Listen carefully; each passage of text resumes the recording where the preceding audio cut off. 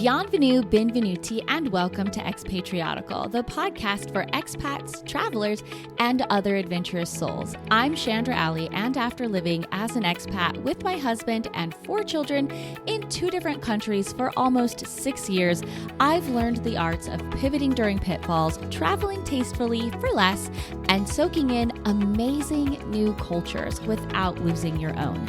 Join me as we dive into the joys and challenges of travel and the expat life in every episode.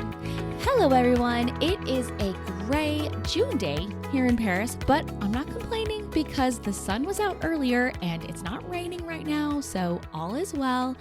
And speaking of wellness, that's sort of what today's episode is about. Today, we are going to be talking about self-care as an expat. There are a lot of different opinions about self-care, and I am sure there are a million ways that different people go about that. But to me, we need to focus on practical, budget-friendly things that can help make living life in a foreign country easier. Because let's face it, there are a lot of obstacles that we face just living our everyday lives as expats. Honestly, I got this idea last night when I was doing yoga. I have loved yoga since I first tried it as a spry 21-year-old that didn't really know exactly what it was, but was interested and curious. So I signed up to take a semester of it at West LA College and fell in love. I have not always been good about practicing it though. In fact, I would go years without doing it. Not sure I did it even once during the 3 years that we lived in Dallas, but I started back up after, or maybe during, the timeline is a bit fuzzy for me, but during the time or right after the time of the Italian COVID lockdown in 2020. Yoga came back into my life in 2 different ways at that time. One way was from my friend Julie inviting me to join a yoga practice that had started back up in the Kashina, which was the community that I lived in.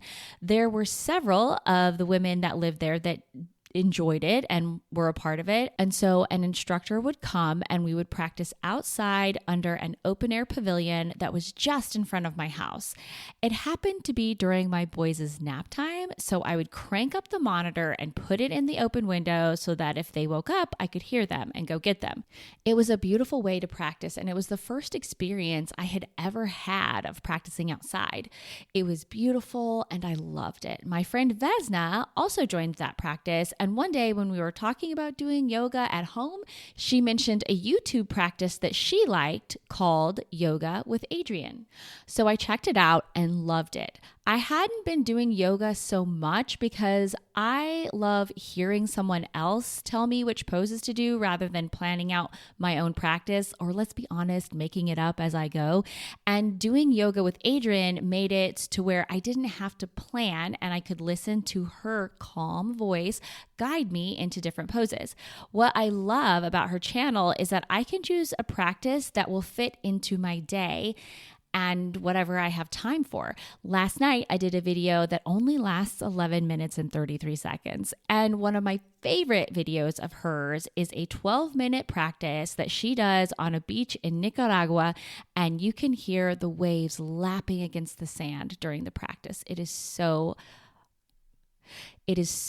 relaxing and also really challenging, if I'm honest. It's kind of not a super hard practice, but it definitely gets me sweating on occasion. And for a while, I felt guilty about only doing these short practices, but then listening to Kendra Adachi talk about just doing 1 downward dog per day in her book, The Lazy Genius Way. And for her, that made it to where after a year of doing just 1, she could put her heels all the way to the floor, a feat which I can barely do, no pun intended. It made me realize that doing just a little bit still counts. I love yoga because it is a great way for me to do strength training versus lifting weights, which causes me to get bulky and then I feel like I look manly. And it is also great for my flexibility and helps me not to have back pain as much. But I also feel it is so good for my mental health. When I do yoga, I know I have done something just for me that day. I finish and my body feels great and my mind feels relaxed and focused. Here in Paris, I thankfully have joined a group practice as well, but if I'm honest, my schedule really limits me and I've only gotten to do it a few times, but it is still wonderful. According to Johns Hopkins Medicine, yoga improves strength, balance, and flexibility. It can help give relief from back pain and arthritis symptoms and can also have heart health benefits. It relaxes you, and so it can help you sleep better and can give you a boost in energy and alertness and even brighten your mood. It helps with stress management and aids in promotion of self-care. And when done with others, it helps you connect with a supportive community. Now, I'm not saying that you have to do yoga. I'm just putting it out there as a great option for self-care, whether it's taking walks, running, or jogging, doing Pilates, swimming, etc. Having physical activity boosts endorphins and just helps you feel like a better you. It's a fantastic way to take care of yourself, not only during your stint as an expat, however long that may be, but also for the long haul over your lifetime. Okay, going back to the part where I mentioned the doing the group session of yoga, what made that affordable or doable for me, because we always live on a budget, were two things. One is that it was only about €20 per session, which in my estimation is quite reasonable compared to other classes where you can pay a lot more than that. And the second thing was that we had created in our budget something called the Chandra Sanity or Chandra Self-Care Fund.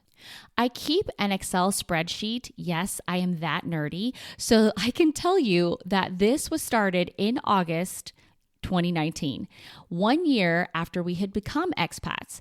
And that's why I feel confident in saying that self-care is super important in general, especially if you are living abroad, away from family, out of your element, not speaking your language. It's all a lot. So if you can do this, I highly recommend having a small budget for self-care and getting started. The fund was created for me to be able to grab a cappuccino and a brioche with a friend or have lunch on occasion and not take away from our family eating out budget, or do something like have a yoga session in the middle of the afternoon.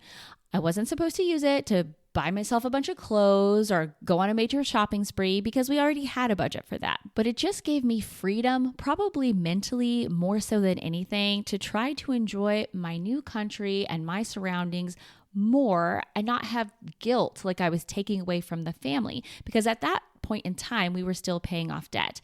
And that was a big goal for us. And for those that don't know me, I am very goal oriented. Towards the end of our time in Italy, I also found another thing that I used my Chandra Self-Care Fund for.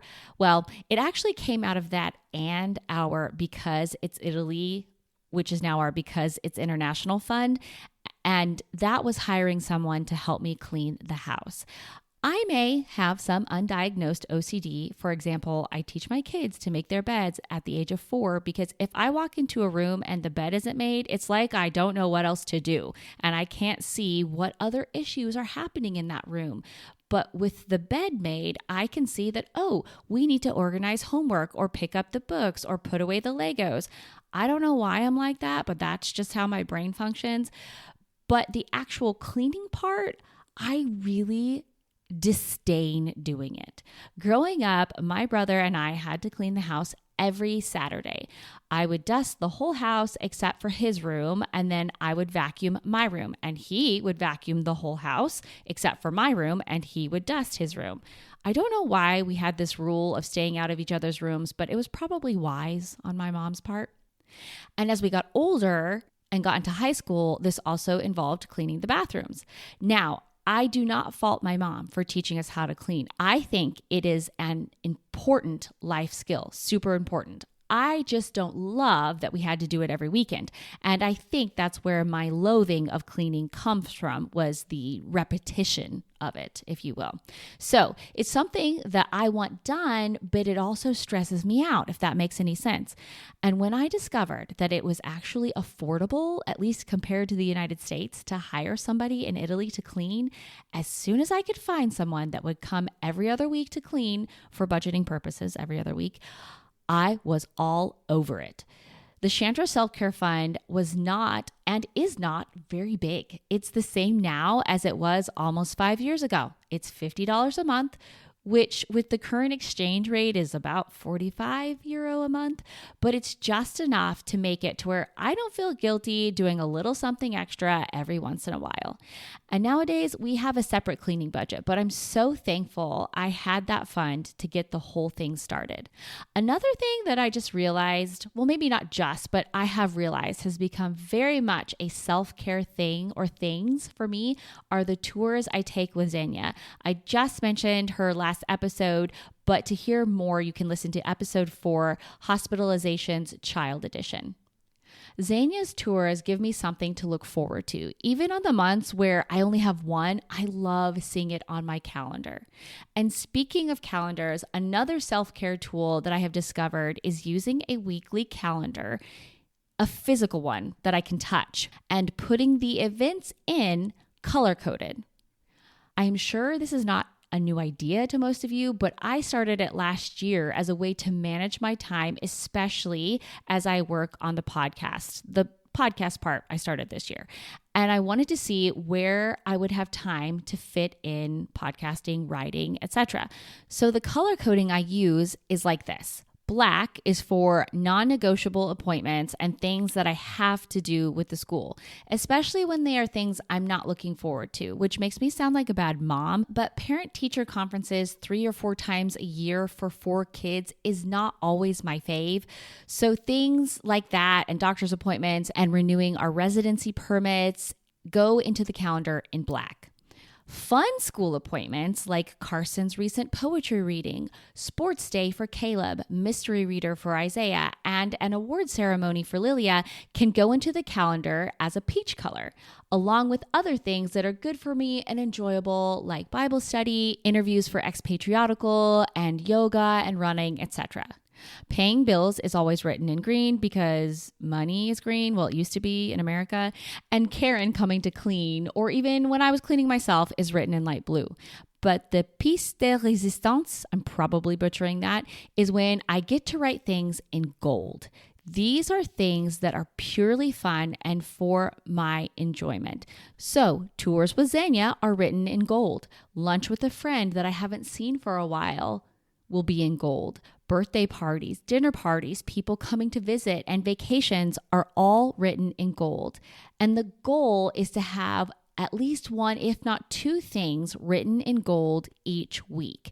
Last week, due to it being Chris's birthday on Monday, a going away lunch with a friend on Tuesday, a lunch with my dear friend Mallory, who is back in Paris for a couple of precious days, on Thursday, and a spontaneous invitation to a birthday party on Saturday, I had 4 things written in gold, which felt like the fun times jackpot.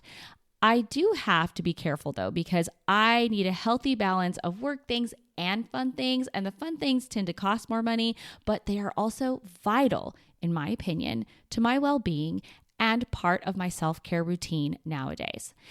Other self-care ideas that I just Googled, and I realized that I do a good portion of them, are diaphragmatic breathing, which sounds really fancy, but it's just really good deep breathing, and there's a lot of different ways to do it. But many times when I go to the osteopath, which is like a chiropractor sort of, she will tell me that my diaphragm is locked up. So deep breathing not only prohibits it from locking up, but it's also a great stress reliever and helps me to calm my busy mind or emotions if the kids are really riled up and noisy. Continuing with the list of things that I looked up and realized I actually do is listening to music. On occasion, I listen to music while I cook, but I frequently tend to listen to music when I'm in the shower. Not to have TMI, too much information, but that is when I have true alone time and the kids don't come in because they're sleeping. And it's just a really nice, relaxing reset for me, and music really adds to that. Spending time in nature, which I live in the city, But since I'm kind of on the outskirts, just walking around and looking at the trees and flowers and listening to the birds chirp and hearing the wind rustle the leaves of the trees can help me to refocus and be more centered, if you will. Calling a friend, which I'm going to insert sending voice messages or sending a Marco Polo video because this is something that is really helpful for me. Listening to podcasts, which you all know I love to do, and it's kind of the reason why I started one. Eating nutritiously is also on the list, which I always try to do for the most part. Sleeping, which I really could get better about, and reading a book, which again, thanks to the lazy genius, Kendra Adachi, I have realized that even if I only read a couple of pages at night or listen to a book on Audible, I feel good about myself and I know I can still call myself a reader. I will, by the way, put a link in the show notes so that you can learn more about Kendra's lazy genius principles. Okay, I'm going to do something out of order this episode because I usually put the what we call to action at the end of the episode, but I think it makes more sense for me to mention this now. I would like to hear what some of the self-care tips that you have, expat or not, in your weekly or even monthly routine. So if you are willing to share, I would love to hear that, and maybe we will be able to share them in a future episode. You can DM me on Instagram to share. My handle is at Expatriotical. That's the @ EXPATRIOTICAL. Or at the bottom of the show notes for every episode, there's a link that says, like what you hear? Text and tell me. And you can click on that link and shoot me a text with your favorite thing to do for self-care.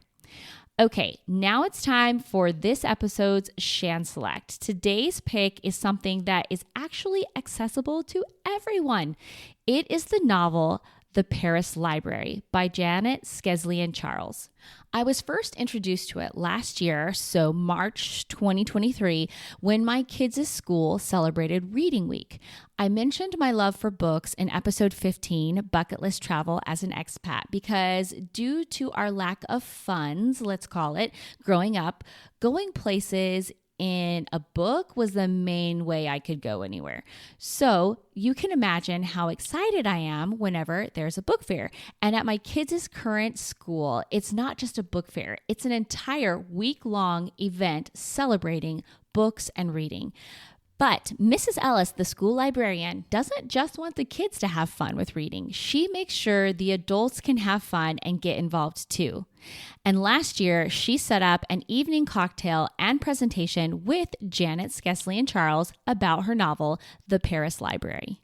It was fascinating getting to hear all that Janet had to say on her research surrounding the brave women and men who stayed in Paris during the Nazi occupation in World War II at the American Library of Paris. And then I personally really enjoyed the question and answer session afterwards as well. I ended the night with purchasing my own copy of The Paris Library, which the author kindly signed, "To Chandra, happy writing, don't give up. Best wishes, Janet." The book itself is beautifully crafted, transporting the reader back to the cobblestone streets of Paris in 1939. I got personally involved with the characters, many of which are actual people who lived and worked at the American Library of Paris during World War II. Janet wove a gripping story of love, heroism, and betrayal. I'm not going to give you all the details, but I will say, for me, it is a must read.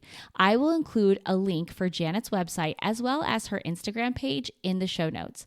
And as an added bonus, you should know that Janet just released a new book, which in America is titled Miss Morgan's Book Brigade. And on this side of the Atlantic, it's called The Librarians of Rue du Picardie. I think I'm saying that right. I'm not sure. But let's say it with my American accent. The Librarians of Rue du Picardie. Once again, I am not an affiliate of Janet, nor is she paying me to promote her book. I'm simply a fan and wanted to share a good read. Okay, everyone, this episode has pretty much come to an end. I hope that you walk away with some really great takeaways, or at least some ideas about initiating or maybe even expanding your self-care routine as an expat. Remember, this is not something you need to rush into. In fact, I would say lasting change happens slowly over time. So maybe start by adding one thing this week and see if you like it. And if you're having a hard time choosing which new thing to try, I want to share a quote that will serve as our quote of the day that may help you in this new practice. The quote is from author Emily P. Freeman. Whether I got this quote from her book, The Next Right Thing, or from her podcast of the same name, I can't remember. But I wrote it down in the calendar that I mentioned earlier in this episode on the very first page. And the quote goes like this: pick what you like, then see how it grows. And I think as you begin or continue your self-care practice, that quote of seeing how things grow and how things go will serve you well. Okay, guys, I am going to add one more call to action just because I'm a creature of habit. If you have not subscribed to or followed Expatriotical, will you please do so? And while you're in there pressing the subscribe or the plus sign button in your app, if you have time to, would you rate and review the podcast?